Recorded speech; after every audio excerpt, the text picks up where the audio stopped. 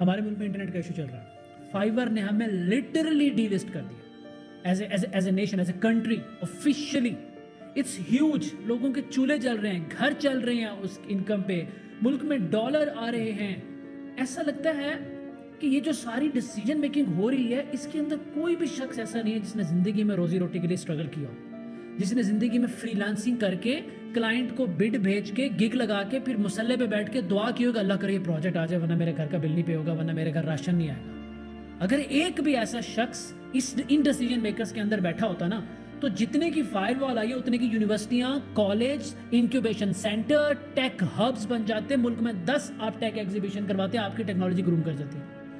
आप पड़ गए एक फायरवॉल के पीछे इतना बड़ा बजट लगा के। आप इमेजिन करें, आप लोग सोच रहे हैं, आप जो सुन रहे हैं, एक बच्चा जो फाइवर पे सर गिग लगाता है, काम आता है, वो बाद 10, 20, 30 दिन काम करता है, $200 आता है। वो $200 लैंड होने में टाइम लगता है, उसके बाद $200 आते हैं। वो बिजली का बिल भरता है, वो राशन लाता है, वो घर चलाता है। फिर ऐसा होता है कि उसका क्लाइंट भाग जाता है, ठीक है। फिर ऐसा होता है कि वो काम टाइम पे नहीं कर पाता।